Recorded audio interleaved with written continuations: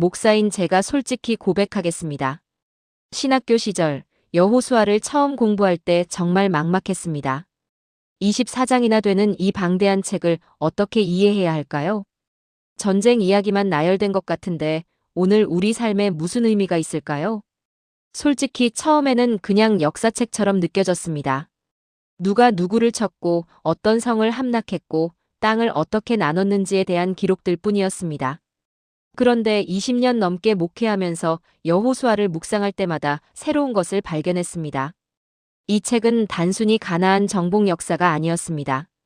하나님이 약속을 어떻게 이루시는지, 믿음으로 사는 것이 무엇인지, 순종이 가져오는 축복이 무엇인지를 보여주는 살아있는 교과서였습니다. 특히 2018년 제가 새로운 교회를 개척할 때였습니다. 모든 것이 막막했습니다. 재정도 없고 사람도 없고 경험도 부족했습니다. 그때 여호수아 1장 9절이 제 마음에 깊이 박혔습니다. 내가 내게 명령한 것이 아니냐, 강하고 담대하라, 두려워하지 말며 놀라지 말라, 내가 어디로 가든지 내 하나님 여호와가 너와 함께 하느니라. 그날 밤 저는 울었습니다. 하나님이 여호수아에게 하신 말씀이 바로 저에게 하시는 말씀이었습니다. 그 후로 저는 여호수아를 다시 읽기 시작했습니다. 이번에는 역사책이 아니라 믿음의 교과서로 읽었습니다. 그리고 깨달았습니다. 여호수아의 모든 이야기가 우리 삶의 이야기라는 것을요. 자, 이제 여호수아의 자리에 여러분이 서 있다고 상상해 보세요. 기원전 1406년 모압 평지입니다. 모세가 방금 숨을 거두었습니다. 120세까지 지팡이처럼 의지하던 위대한 지도자가 떠났습니다. 40년 동안 200만 명을 이끌고 광야를 걸었던 그 모세가 이제 없습니다. 이제 여러분이 이 200만 명을 이끌고 요단강을 건너야 합니다. 강 건너편에는 무엇이 있습니까? 여리고의 견고한 성벽이 보입니다. 거인족 아낙 자손이 살고 있습니다. 전차와 강력한 군대를 가진 가나안 왕들이 기다리고 있습니다. 두렵지 않겠습니까? 인간적으로 보면 완전히 불가능한 미션입니다. 그런데 바로 그 자리에서 하나님이 말씀하십니다. 강하고 담대하라. 오늘 우리는 여호수아 24장 전체를 7가지로 완전 정리하겠습니다. 이 7가지만 기억하시면 여호수아 전체가 한눈에 들어옵니다. 그리고 이 7가지는 단순히 역사 지식이 아니라 여러분의 삶에 직접 적용할 수 있는 믿음의 원리입니다. 준비되셨습니까? 그럼 시작하겠습니다. 첫 번째, 여호수아의 부르심과 준비입니다. 여호수아 1장에서 2장까지입니다. 모세가 죽었습니다. 이스라엘에게 이보다 더 큰 위기는 없었습니다. 광야 40년 동안 모세는 절대적 리더였습니다. 하나님과 직접 대면하여 말씀을 받고 백성을 인도하고 모든 결정을 내렸던 사람입니다. 그런 모세가 떠났습니다. 여러분도 그런 경험 있으신가요? 삶의 중심이었던 사람이 떠날 때, 의지하던 것이 무너질 때, 앞으로 어떻게 살아야 할지 막막할 때가 있지요. 바로 그때 하나님이 여호수아를 부르셨습니다. 여호수아 1장 1절에서 2절입니다. 여호와의 종 모세가 죽은 후에 여호와께서 모세의 수종자 눈의 아들 여호수아에게 말씀하여 이르시되 내 종 모세가 죽었으니 이제 너는 이 모든 백성과 더불어 일어나 이 요단을 건너 내가 그들 곧 이스라엘 자손에게 주는 그 땅으로 가라. 이 말씀에서 우리가 놓치지 말아야 할 것이 있습니다. 하나님은 모세가 죽었으니라고 말씀하셨습니다. 과거는 끝났다는 것입니다. 이제 새로운 시작이라는 것입니다. 여러분, 우리 인생에도 그런 순간이 있습니다. 의지하던 것이 떠나갈 때, 익숙한 것이 사라질 때, 그것이 끝이 아니라 새로운 시작입니다.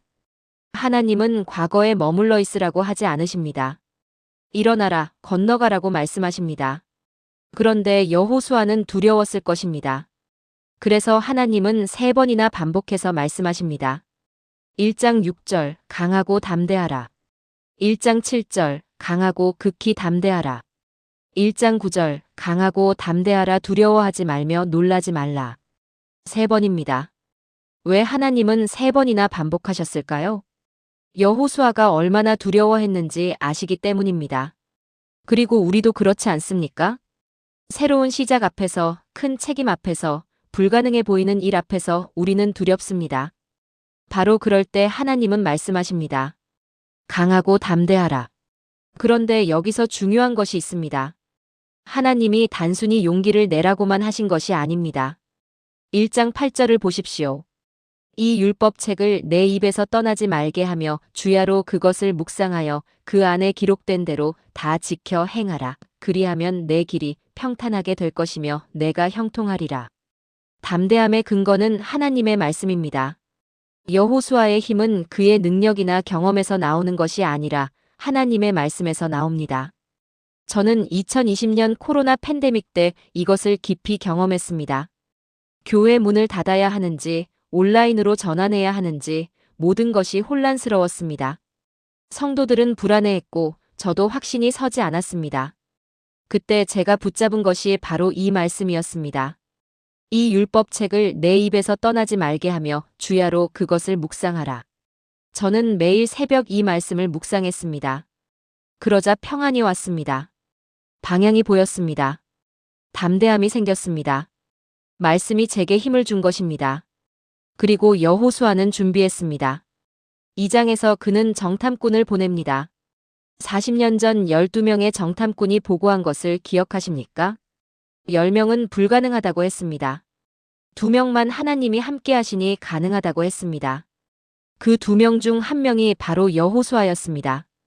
이제 여호수아는 리더가 되어 다시 정탐꾼을 보냅니다. 이번에는 2명만 보냅니다. 그들은 여리고에 가서 라합을 만납니다. 라합은 말합니다. 여호수아 2장 9절입니다. 내가 아노니 여호와께서 이 땅을 너희에게 주셨고 우리가 너희를 심히 두려워하며 이 땅 주민들이 다 너희 앞에서 간담이 논나니. 놀랍지 않습니까? 이스라엘이 가나안을 두려워하는 것이 아니라 가나안이 이스라엘을 두려워하고 있었습니다. 적들이 이미 무너져 있었습니다. 하나님이 먼저 역사하고 계셨습니다. 여러분, 이것이 바로 하나님이 일하시는 방법입니다. 우리가 나가기 전에 하나님이 먼저 길을 여십니다. 우리가 싸우기 전에 하나님이 먼저 이기십니다. 우리가 해야 할 일은 순종하며 나아가는 것뿐입니다. 사랑하는 여러분, 지금 저와 함께 이렇게 기도해 보시겠습니까? 하나님 아버지, 오늘 여호수아의 부르심을 통해 제게도 말씀하시는 주님을 찬양합니다. 저도 새로운 시작 앞에 서 있을 때가 많습니다. 두렵고 막막할 때가 있습니다. 그러나 주님께서 여호수아에게 말씀하신 것처럼 저에게도 말씀하십니다. 강하고 담대하라. 주님의 말씀을 묵상하며 주님의 인도하심을 신뢰하며 담대히 나아가게 하소서. 주님이 이미 앞서가시고 길을 여시는 것을 믿습니다. 예수님의 이름으로 기도합니다. 아멘. 이 고백을 붙잡고 나아가시기 바랍니다. 두 번째, 요단강 도하와 기념비입니다. 여호수아 3장에서 5장까지입니다. 이제 실제로 요단강을 건너야 할 때가 왔습니다. 문제가 있습니다. 지금이 추수 때입니다. 요단강이 범람하고 있습니다. 물이 가장 많을 때입니다. 여호수아 3장 15절입니다. 요단이 곡식 거두는 시기에는 항상 언덕에 넘치더라. 인간적으로 보면 최악의 타이밍입니다. 왜 하나님은 하필 이때 건너라고 하셨을까요? 물이 적을 때, 건기일 때 건너면 훨씬 쉬울 텐데 말입니다. 여기에 하나님의 교육이 있습니다. 하나님은 우리에게 가장 어려운 상황에서 가장 큰 기적을 보여주십니다. 왜냐하면 그래야 우리가 하나님만 의지하기 때문입니다. 쉬운 길이 있으면 우리는 우리 힘으로 하려고 합니다. 불가능한 상황이 되어야 우리는 온전히 하나님을 의지합니다. 여호수아 3장 13절입니다. 온 땅의 주 되신 여호와의 궤를 맨 제사장들의 발바닥이 요단 물을 밟고 멈추면 요단 물 곳 위에서부터 흘러내리던 물이 끊어지고 한 곳에 쌓여 서리라. 제사장들이 먼저 물에 발을 담가야 합니다. 물이 먼저 갈라지고 그 다음에 들어가는 것이 아닙니다. 믿음으로 먼저 발을 담그면 그때 물이 갈라집니다. 이것이 바로 믿음의 순종입니다. 확인하고 순종하는 것이 아니라 순종하면 확인됩니다. 2019년 여름, 우리 교회에 한 자매님이 계셨습니다. 김은희 집사님, 당시 52세였습니다. 남편이 사업 실패로 빚을 지고 가출했습니다. 혼자 2자녀를 키워야 했습니다. 그런데 작은 아들이 대학 등록금 때문에 자퇴를 하겠다고 했습니다. 은희 집사님은 무릎 꿇고 기도했습니다. 하나님, 제가 어떻게 해야 합니까? 그때 이 말씀이 마음에 임했습니다. 제사장들의 발바닥이 요단물을 밟고 멈추면 먼저 발을 담그라는 것입니다. 은희 집사님은 결단했습니다. 11조를 드리기 시작한 것입니다. 생활비도 부족한데 11조를 드린다는 것이 쉽지 않았습니다. 그런데 첫 달 11조를 드린 다음 주 놀라운 일이 일어났습니다. 15년 전 아버지가 남겨두신 땅이 도시개발지역에 편입되어 보상금이 나온 것입니다. 아들 등록금은 물론이고 빚까지 갚을 수 있었습니다. 은희 집사님은 눈물로 간증했습니다. 목사님, 제가 먼저 발을 담갔을 때 하나님이 길을 여셨습니다. 바로 이것입니다. 요단강이 갈라진 후 여호수아는 중요한 일을 합니다. 기념비를 세웁니다. 여호수아 4장 6절에서 7절입니다. 이것이 너희 중에 표징이 되리라. 후일에 너희의 자손들이 물어 이르되 이 돌들은 무슨 뜻이냐 하거든 그들에게 이르기를 요단물이 여호와의 언약궤 앞에서 끊어졌나니 곧 언약궤가 요단을 건널 때에 요단물이 끊어졌으므로 이 돌들이 이스라엘 자손에게 영원히 기념이 되리라 하라 하니라. 기념비는 잊지 않기 위함입니다. 하나님이 행하신 일을 기억하기 위함입니다. 우리도 그렇지 않습니까? 시간이 지나면 잊어버립니다. 어려울 때 하나님이 어떻게 도우셨는지, 불가능할 때 어떤 기적을 경험했는지 잊어버립니다. 그래서 기록하고 기억해야 합니다. 저는 2003년부터 기도 노트를 쓰기 시작했습니다. 간절히 기도한 것들을 적고 응답받으면 날짜를 적습니다. 지금 20권이 넘습니다. 힘들 때마다 저는 그 노트를 펼칩니다. 하나님이 어떻게 응답하셨는지 보면 다시 힘이 납니다. 여러분도 영적 기념비를 세우십시오. 기도 노트를 쓰십시오. 은혜 받은 날을 기록하십시오. 그것이 여러분의 신앙을 지켜줄 것입니다. 함께 기도하시겠습니까? 전능하신 하나님, 요단강을 가르신 주님을 찬양합니다. 불가능해 보이는 상황에서도 주님은 길을 여십니다. 제가 믿음으로 첫 발을 내디딜 때 주님이 역사하심을 믿습니다. 그리고 주님이 행하신 일들을 잊지 않게 하소서. 제 삶에 세워진 영적 기념비들을 기억하며 더 큰 믿음으로 나아가게 하소서. 주님이 과거에 하셨다면 지금도 하실 것을 믿습니다. 예수님의 이름으로 기도합니다. 아멘. 세 번째, 여리고와 아이 성 전투입니다. 여호수아 6장에서 8장까지입니다. 드디어 첫 전투입니다. 여리고 성입니다. 여리고는 가나안의 관문입니다. 견고한 성벽으로 유명한 요새 도시입니다. 인간의 방법으로는 절대 함락시킬 수 없습니다. 그런데 하나님이 주신 작전이 놀랍습니다. 여호수아 6장 3절에서 5절입니다. 너희 모든 군사는 그 성을 둘러 성 주위를 매일 한 번씩 돌되 엿새 동안을 그리하라. 제사장 7은 7양각 나팔을 잡고 언약궤 앞에서 행할 것이요 7째 날에는 그 성을 7번 돌며 제사장들은 나팔을 불 것이며 제사장들이 양각 나팔을 길게 울려 불어서 그 나팔 소리가 너희에게 들릴 때에는 백성은 다 큰 소리로 외쳐 부를 것이라. 그리하면 그 성벽이 무너져 내리리니 백성은 각기 앞으로 올라갈지니라. 성을 돌라는 것입니다. 그것도 조용히 돌라는 것입니다. 6일 동안 하루에 한 번씩, 7일째에는 7번 돌라는 것입니다. 군사적으로 보면 말도 안 되는 작전입니다. 그런데 이것이 하나님의 방법입니다. 인간의 지혜가 아닌 하나님의 지혜입니다. 인간의 힘이 아닌 하나님의 능력입니다. 2021년 우리 교회 청년부에 한 청년이 있었습니다. 이준호 형제, 28세였습니다. 대기업 입사를 위해 3년째 준비하고 있었습니다. 매번 서류에서 떨어지거나 면접에서 탈락했습니다. 좌절과 우울증으로 힘들어했습니다. 어느 날 준호 형제가 저를 찾아왔습니다. 목사님, 이제 포기하고 싶습니다. 저는 여리고 이야기를 나눴습니다. 준호 형제, 여리고 성벽은 인간의 힘으로 무너지지 않았습니다. 하나님의 방법으로 무너졌습니다. 형제도 인간의 방법이 아니라 하나님의 방법을 따라가 보는 건 어떨까요? 준호 형제는 결단했습니다. 매일 새벽 기도하기 시작했습니다. 입사 준비는 하되 결과는 하나님께 맡기기로 했습니다. 6개월 후 준호 형제는 합격했습니다. 그것도 원하던 회사의 말입니다. 나중에 인사 담당자에게 들었는데 준호 형제의 면접 태도가 달랐다고 합니다. 조급하지 않고 자신감 있고 진정성이 느껴졌다고 합니다.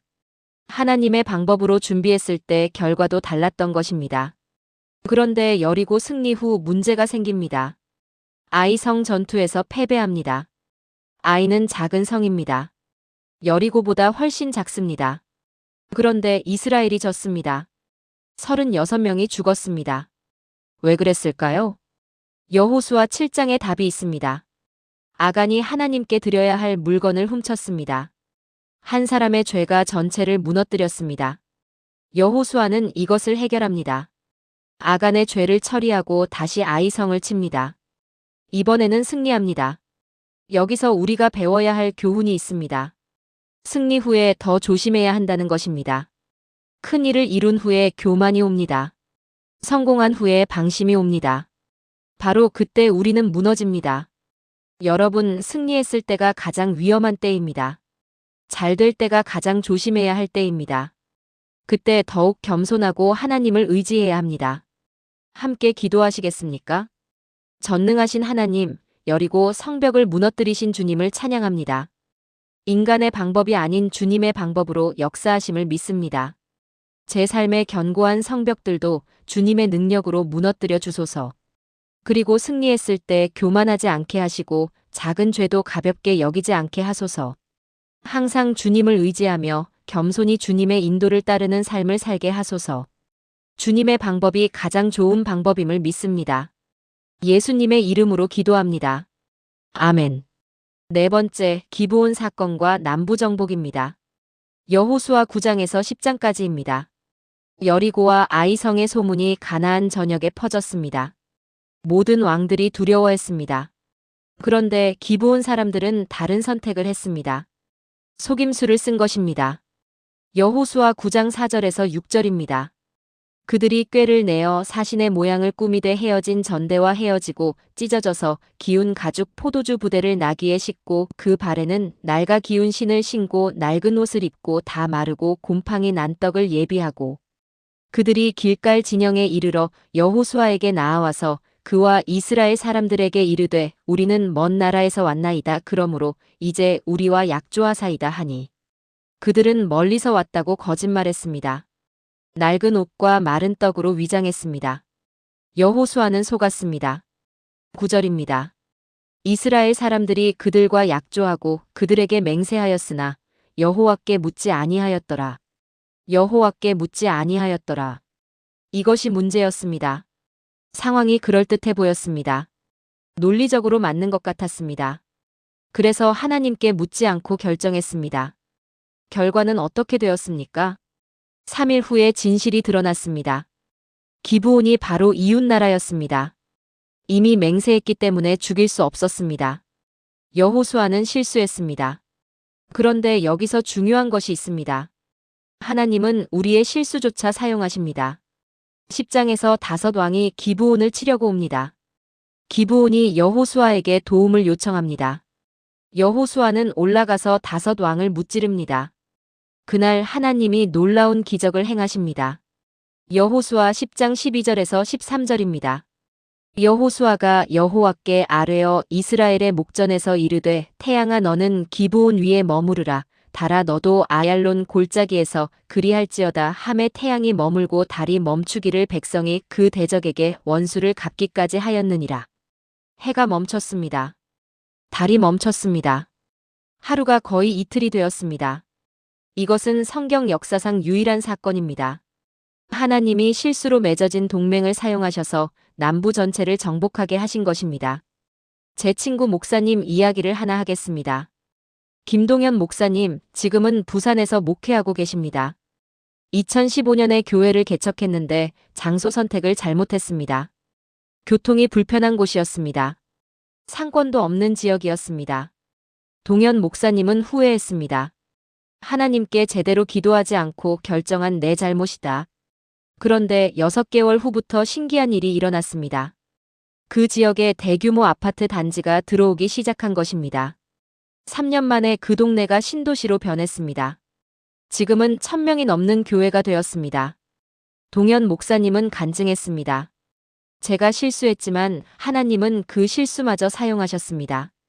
제가 선택한 것이 아니라 하나님이 저를 그곳에 보내신 것이었습니다. 여러분, 하나님은 우리의 완벽함으로 일하시는 것이 아닙니다. 우리의 연약함과 실수까지도 사용하셔서 당신의 계획을 이루십니다. 그러니 실수했다고 포기하지 마십시오. 하나님께 다시 나아가십시오. 그분이 모든 것을 합력하여 선을 이루실 것입니다. 함께 기도하시겠습니까? 사랑의 하나님, 제 실수와 연약함까지 사용하시는 주님을 찬양합니다. 저는 종종 주님께 묻지 않고 제 생각대로 결정할 때가 있습니다. 그럴 때마다 후회하고 자책합니다. 그러나 주님은 제 실수마저 선으로 바꾸십니다. 모든 결정에 주님께 먼저 묻는 지혜를 주시고 실수했을 때도 주님께 나아가는 용기를 주소서. 주님의 계획은 제 실수보다 크심을 믿습니다.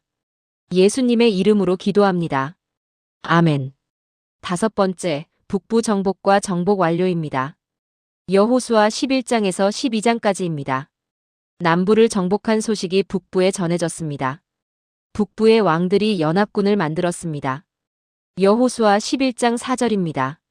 그들이 그들의 모든 군대를 거느리고 나왔으니 그 백성의 수가 해변의 수많은 모래 같고 말과 병거도 심히 많았으며 해변의 모래같이 많은 군대입니다. 게다가 병거가 있습니다. 당시 병거는 최신 무기였습니다. 탱크와 같은 위력이었습니다. 이스라엘에게는 병거가 없습니다. 인간적으로 보면 이길 수 없는 전쟁입니다. 그런데 하나님이 말씀하십니다. 11장 6절입니다. 여호와께서 여호수아에게 이르시되 그들로 말미암아 두려워하지 말라. 내일 이맘때에 내가 그들을 이스라엘 앞에 넘겨주어 다 죽게 하리니 너는 그들의 말 뒷발의 힘줄을 끊고 불로 그들의 병거를 사를지니라 하시니. 두려워하지 말라. 하나님이 직접 싸우신다는 약속입니다. 결과가 어떻게 되었습니까? 11장 8절입니다. 여호와께서 그들을 이스라엘의 손에 넘겨주심에 그들을 격파하고 완전한 승리였습니다. 이것으로 가나안 정복이 거의 완료되었습니다. 12장은 정복한 왕들의 목록입니다. 총 31명의 왕을 물리쳤습니다. 31개 성읍을 정복했습니다. 하나하나 이름이 기록되어 있습니다. 왜 이렇게 자세히 기록했을까요? 하나님의 신실하심을 증거하기 위함입니다. 하나님이 약속하신 것을 하나도 빠짐없이 이루셨다는 것을 보여주기 위함입니다. 2017년 우리 교회에 장로님 한 분이 계셨습니다. 박철수 장로님, 당시 65세였습니다. 장로님은 평생 일기를 쓰셨습니다. 특별히 기도 제목을 적고 응답받으면 날짜를 적으셨습니다.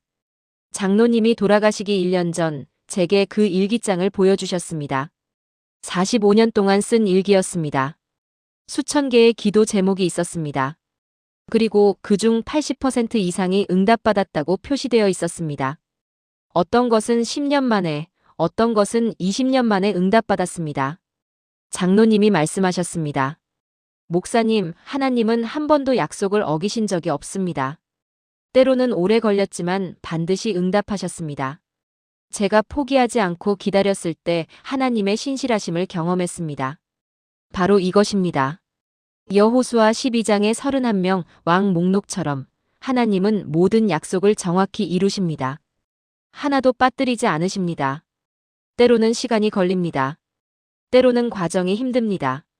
그러나 끝까지 기다리는 자에게 하나님은 반드시 약속을 이루어 주십니다. 함께 기도하시겠습니까? 신실하신 하나님, 모든 약속을 이루시는 주님을 찬양합니다.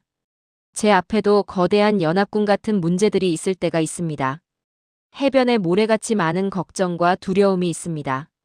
그러나 주님이 함께 싸우시면 이길 수 있음을 믿습니다. 주님의 약속을 붙잡고 끝까지 기다리는 믿음을 주소서. 주님은 한 번도 약속을 어기신 적이 없으십니다. 제게 하신 약속도 반드시 이루실 것을 믿습니다. 예수님의 이름으로 기도합니다. 아멘. 6번째, 땅의 분배와 정착입니다. 여호수아 13장에서 21장까지입니다. 전쟁이 끝났습니다. 이제 땅을 나눌 시간입니다. 9개 장이나 되는 긴 부분입니다. 솔직히 읽기 어려운 부분입니다. 지명과 경계선이 계속 나옵니다. 그런데 이 부분이 왜 중요할까요? 여기에 하나님의 세밀한 배려가 담겨 있기 때문입니다. 여호수아 13장 6절 후반부입니다. 내가 그들을 이스라엘 자손 앞에서 쫓아내리니 너는 내가 내게 명령한 대로 그 땅을 이스라엘에게 기업으로 나누어 주기만 할지니라. 나누어 주기만 할지니라. 하나님이 이미 다 준비하셨다는 것입니다. 여호수아는 공정하게 나눕니다. 제비뽑기로 나눕니다. 각 지파의 크기와 필요에 따라 나눕니다. 14장에는 특별한 사람이 등장합니다. 갈렙입니다. 85세의 갈렙이 여호수아를 찾아옵니다. 여호수아 14장 10절에서 12절입니다. 이제 보소서 여호와께서 이 말씀을 모세에게 이르신 때로부터 이스라엘이 광야에 행한 이 45년 동안을 여호와께서 말씀하신 대로 나를 생존하게 하셨나이다. 오늘 내가 85세로 돼 모세가 나를 보내던 날과 같이 오늘도 강건하니 그때에 내 힘이 지금까지 있어 싸움에나 출입에 감당할 수 있사온즉 그날에 여호와께서 말씀하신 이 산지를 내게 주소서. 당신도 그날에 들으셨거니와 그곳에는 아낙 사람이 있고 그 성읍들은 크고 견고할지라도 여호와께서 혹시 나와 함께 하시면 내가 여호와께서 말씀하신 대로 그들을 쫓아내리이다 하니 85세인데 내가 지금도 강건하다고 말합니다. 가장 어려운 산지를 내게 달라고 요청합니다. 여호와께서 나와 함께 하시면 이길 수 있다고 고백합니다. 놀라운 믿음입니다. 나이가 문제가 아닙니다. 하나님과 함께 하느냐가 문제입니다. 우리 교회에 권사님 한 분이 계십니다. 이순자 권사님, 지금 74세이십니다. 권사님은 68세에 간호조무사 자격증을 땄습니다. 주변에서 다들 말렸습니다. 그 나이에 무슨 공부를 하십니까? 이제 쉬셔야지요. 그런데 권사님은 말씀하셨습니다. 아직 하나님이 쓰실 일이 있으실 것 같아요. 갈렙처럼 살고 싶어요. 자격증을 딴 후 요양병원에서 일하기 시작했습니다. 지금까지 6년째 섬기고 계십니다. 어르신들에게 복음을 전하고 기도해 드립니다. 많은 분들이 예수님을 영접했습니다. 권사님은 간증하십니다. 제 인생 가장 보람있는 시간입니다. 나이는 숫자일 뿐입니다. 하나님과 함께하면 무엇이든 할 수 있습니다. 바로 이것이 갈렙의 정신입니다. 그리고 21장에서 레위 지파가 받을 성읍들이 나옵니다. 레위인들은 땅이 없습니다. 대신 각 지파에서 성읍을 받습니다. 48개 성읍입니다. 왜 레위인들은 모여있지 않고 흩어져 있을까요? 하나님의 말씀을 온 이스라엘에 전하기 위함입니다. 제사장으로서, 교사로서 백성들을 가르치기 위함입니다. 이것이 하나님의 지혜입니다. 믿음의 사람들을 곳곳에 배치하셔서 온 나라가 하나님을 섬기게 하신 것입니다. 함께 기도하시겠습니까? 지혜로우신 하나님, 세밀하게 배려하시는 주님을 찬양합니다. 주님은 각 사람에게 가장 적합한 것을 주십니다. 제 삶도 주님이 계획하시고 인도하심을 믿습니다. 갈렙처럼 나이에 상관없이, 상황에 상관없이 주님과 함께하면 무엇이든 할 수 있음을 믿습니다. 제가 있어야 할 자리에 저를 세워주시고 그곳에서 주님의 뜻을 이루게 하소서. 주님의 계획은 완벽하심을 믿습니다. 예수님의 이름으로 기도합니다. 아멘. 7번째, 언약갱신과 여호수아의 유언입니다. 여호수아 22장에서 24장까지입니다. 마지막 부분입니다. 여호수아가 이제 늙었습니다. 110세입니다. 죽음을 앞두고 백성을 불러 모읍니다. 마지막 설교입니다. 23장 14절입니다. 보라, 나는 오늘 온 세상이 가는 길로 가거니와 너희의 하나님 여호와께서 너희에게 대하여 말씀하신 모든 선한 일들이 하나도 틀림이 없이 다 너희에게 임하여 그 중에 하나도 어김이 없었음을 너희 모든 사람은 마음과 뜻에 아는 바라. 하나도 틀림이 없이, 하나도 어김이 없었음을.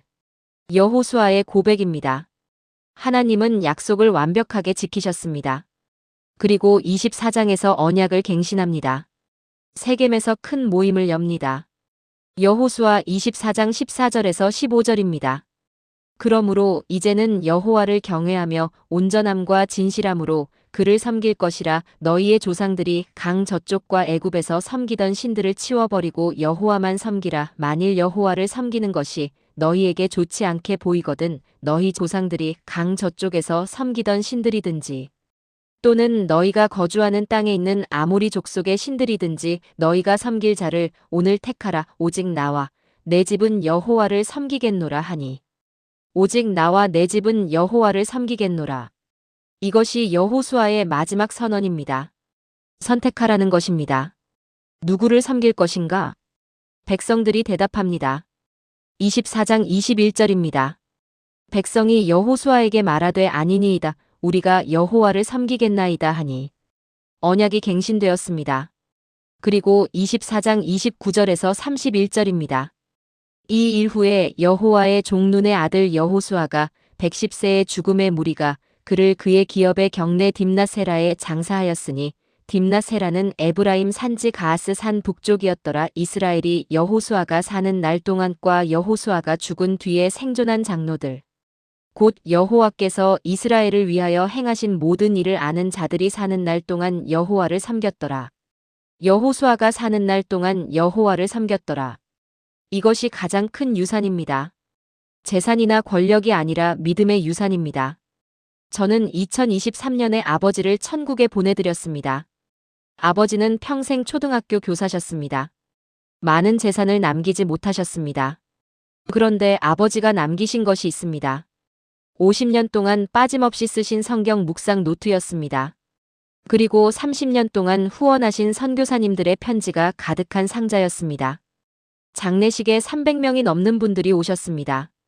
제자들이었습니다. 한 분 한 분이 아버지의 영향력을 간증했습니다. 선생님 때문에 제가 교사가 되었습니다. 선생님 때문에 제가 예수님을 믿게 되었습니다. 선생님의 기도가 제 인생을 바꿨습니다. 그때 저는 깨달았습니다. 진짜 유산은 돈이나 땅이 아니라 믿음이라는 것을. 사람들의 삶에 남긴 하나님의 흔적이라는 것을. 여러분은 어떤 유산을 남기실 건가요? 자녀에게, 손자, 손녀에게, 주변 사람들에게 어떤 모습으로 기억되길 원하십니까? 오늘 여호수아처럼 선언하십시오. 오직 나와 내 집은 여호와를 섬기겠노라. 함께 기도하시겠습니까? 영원하신 하나님, 여호수아의 삶을 통해 제게 말씀하시는 주님을 찬양합니다.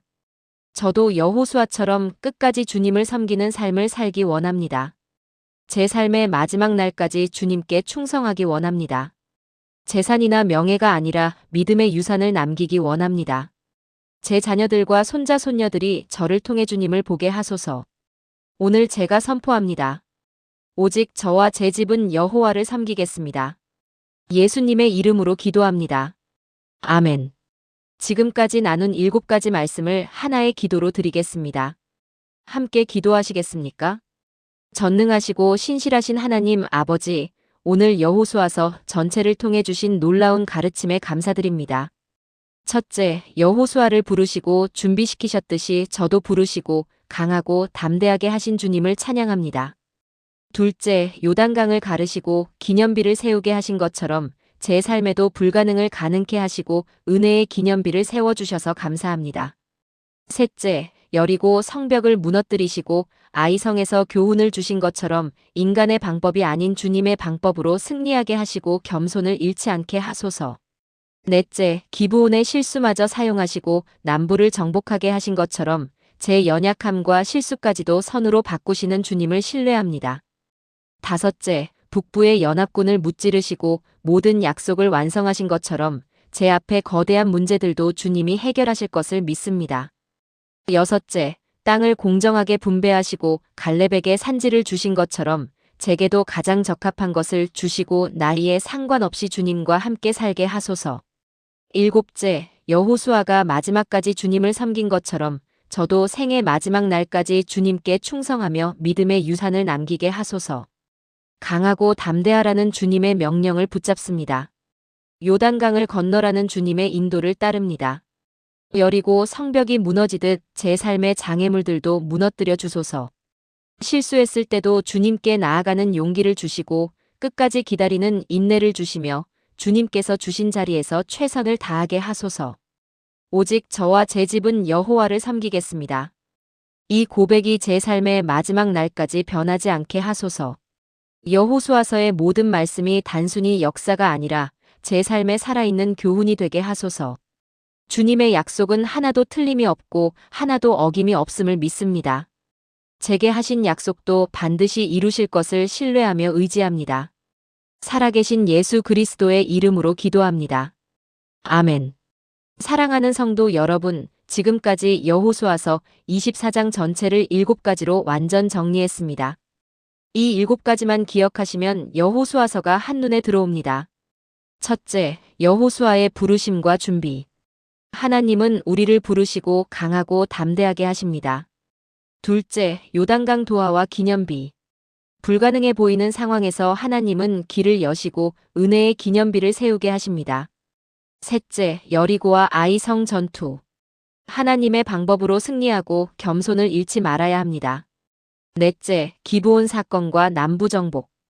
우리의 실수마저 하나님은 사용하셔서 더 큰 일을 이루십니다.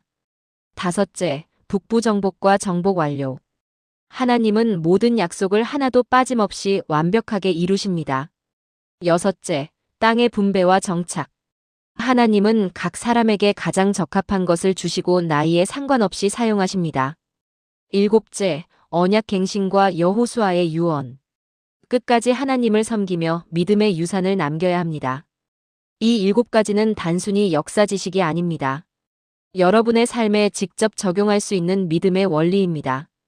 여러분도 여호수아처럼 하나님의 부르심을 받았습니다. 여러분 앞에도 건너야 할 요단강이 있습니다. 무너뜨려야 할 여리고 성벽이 있습니다. 극복해야 할 연합군이 있습니다. 그러나 두려워하지 마십시오. 여호수아에게 함께하신 하나님이 여러분과도 함께하십니다. 여호수아에게 약속을 지키신 하나님이 여러분에게도 약속을 지키실 것입니다. 오늘부터 이 7가지를 여러분의 삶에 적용해 보십시오. 강하고 담대하게 나아가십시오. 말씀을 묵상하며 순종하십시오. 하나님의 방법을 따라가십시오. 실수해도 다시 일어나십시오. 끝까지 기다리십시오. 주어진 자리에서 최선을 다하십시오. 마지막까지 하나님을 섬기십시오. 여러분도 여호수아처럼 110세까지, 아니 그 이상을 사시면서 이렇게 고백하게 되기를 축복합니다. 하나님께서 약속하신 모든 선한 일들이 하나도 틀림이 없이 다 내게 임하여 그 중에 하나도 어김이 없었도다. 이 말씀이 여러분에게 큰 힘이 되었다면 좋아요를 눌러주시고 댓글로 오직 나와 내 집은 여호와를 섬기겠노라고 고백해주세요. 더 많은 분들이 여호수아서의 은혜를 경험할 수 있도록 구독과 알림 설정도 부탁드립니다. 여러분 모두에게 하나님의 강하고 담대한 용기가 함께하기를 축복합니다. 여호수아처럼 승리하는 삶을 사시기를 축복합니다. 끝까지 하나님께 충성하며 아름다운 믿음의 유산을 남기시기를 축복합니다. 하나님의 은혜와 평강이 여러분과 여러분의 가정 위에 충만하기를 기도합니다. 다음 시간에도 더 좋은 말씀으로 찾아뵙겠습니다.